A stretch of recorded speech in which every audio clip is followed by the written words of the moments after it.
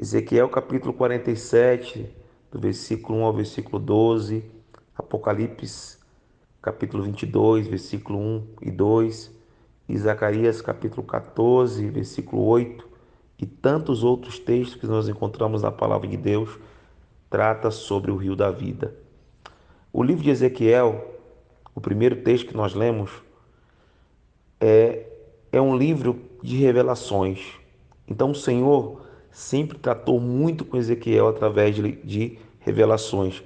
Uma revelação muito conhecida do livro de Ezequiel, nós encontramos lá no capítulo 37, a revelação do Vale de Ossos Secos. E ali tem um significado magnífico. E agora nós encontramos 10 capítulos após a revelação desse rio. Então, Ezequiel ele foi convidado a entrar nesse rio. A primeira coisa é que esse rio é o rio da vida.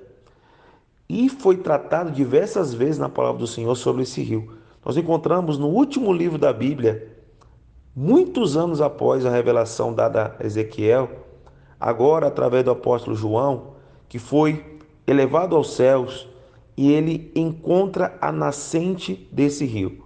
A nascente desse rio não poderia ser em um lugar mais precioso do que abaixo do trono de Jesus.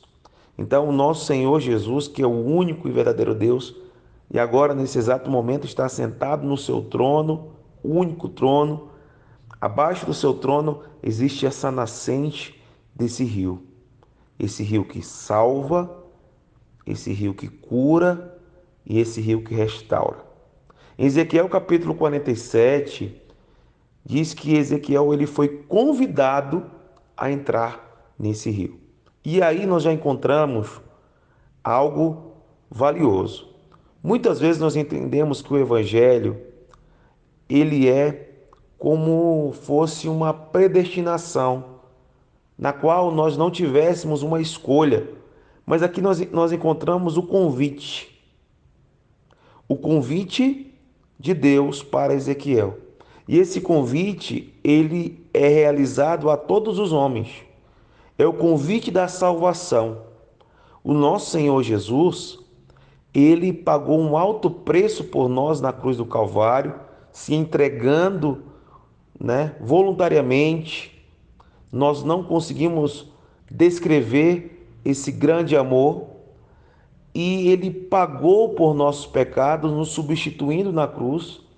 E agora ele nos faz o convite para nós entrarmos nesse rio, nessa água purificadora.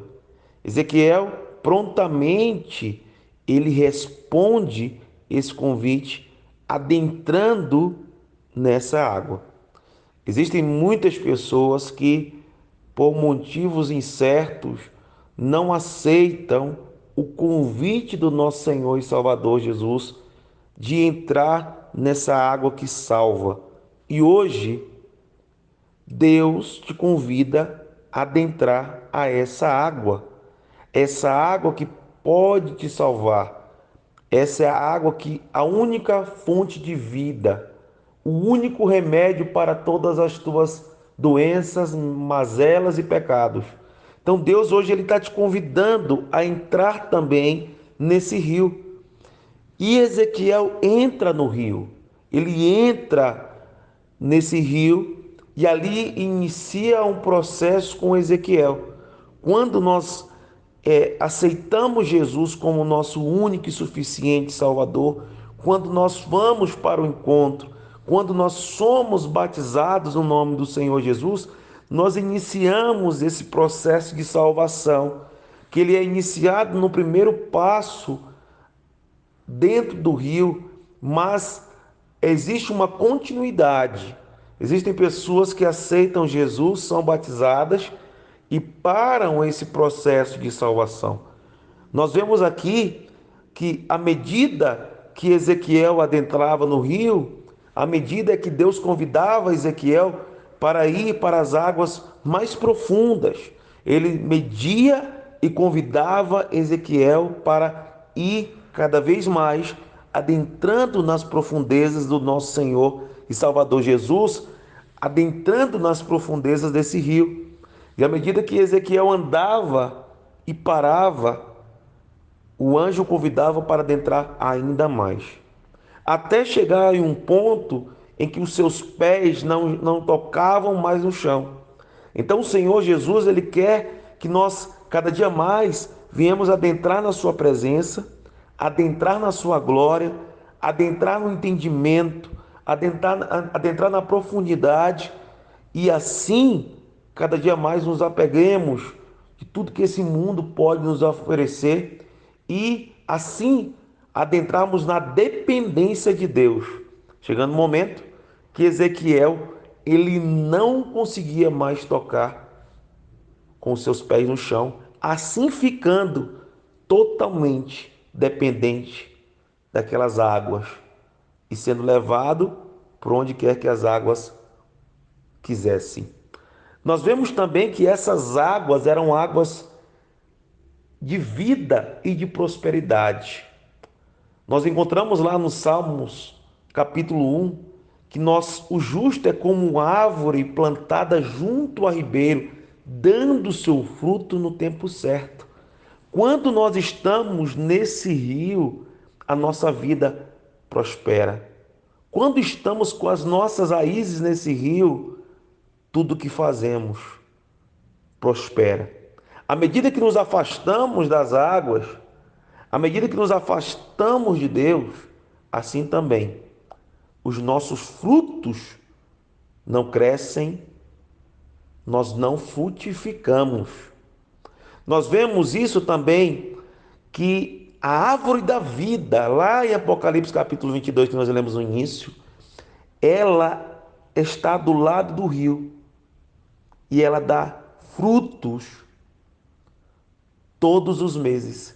Aqui nós encontramos também que as árvores davam frutos todos os meses. As árvores geralmente não dão frutos todos os meses, mas as árvores plantadas junto a esse rio da vida frutificam. Algumas pessoas ainda têm medo de adentrar nesse rio.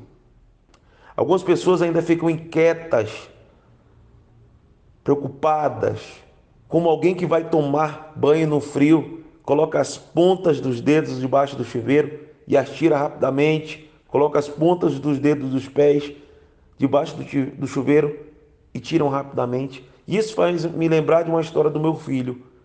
Nós tivemos agora nas férias na casa dos meus pais, na casa dos meus irmãos, e nós fomos para a casa de um tio nosso e estava um dia chuvoso e nessa casa tem uma piscina.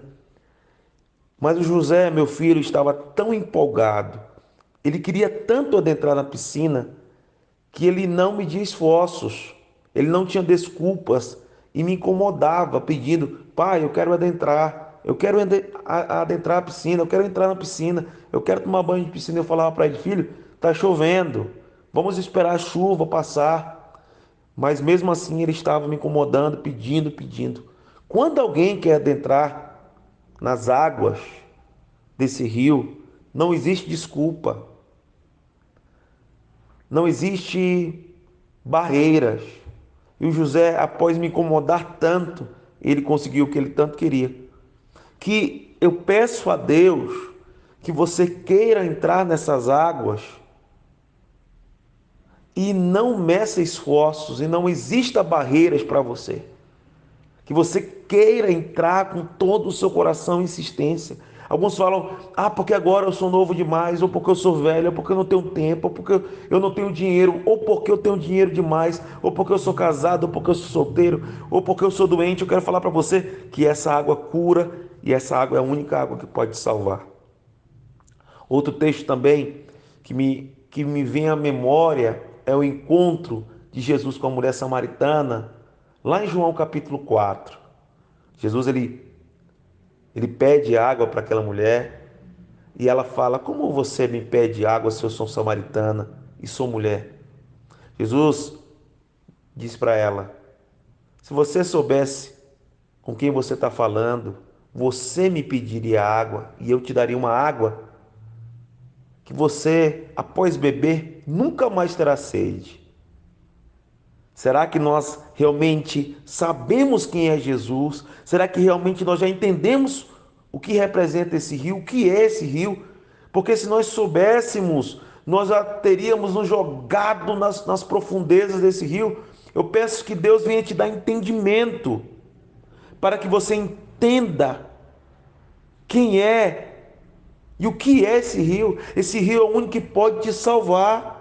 Esse rio é o único que pode te livrar do inferno, salvar a tua família, restaurar o teu casamento, curar você. Esse é Jesus. Outro texto também que me vem à memória é o aleijado do tanque de Betesda. Aquele homem já estava próximo daquele tanque há 38 anos. E a sua fé gera no meu coração admiração. Aquele tanque tinha o misticismo. As pessoas acreditavam que de tempo em tempo vinha um anjo e movia, mexia aquelas águas, e a primeira pessoa que adentrasse aquelas águas seria curada de qualquer que fosse a enfermidade. Aquele homem estava há 38 anos, há muito tempo aleijado, e há muito tempo também à beira daquele tanque, esperando o momento, a oportunidade. Mas sabe o que acontece? O próprio Jesus foi até o tanque de Betesda. E aquele homem falou para Jesus: todas as vezes que a água é movimentada, eu não consigo chegar porque eu sou aleijado, não tem que me carregue. Aquele homem ele tinha um querer tão grande de entrar naquele tanque, naquelas águas, que mesmo sabendo que não tinha possibilidade nenhuma para ele, ele continuava ali. Será que nós temos essa mesma fé que esse homem? Será que nós temos o mesmo desejo que esse homem tinha de entrar nas águas? Porque se nós tivermos, Jesus vai até o nosso encontro. E Jesus diz para ele: levanta e anda. Levanta, pega a tua maca e anda. Que nós tenhamos essa mesma vontade. Talvez você esteja pensando: mas eu já sou crente, eu já conheço essas águas. Talvez a água esteja apenas nos seus pés, ou nos seus joelhos, ou na sua cintura. E você pensa que já está no pico do monte, ou no lugar mais fundo desse rio. Eu quero falar para você que Deus tem águas profundas para você nessa quarta-feira. Que Deus te abençoe poderosamente. E a palavra é: Deus te chama para águas profundas, para águas purificadoras. Deus te abençoe em nome de Jesus.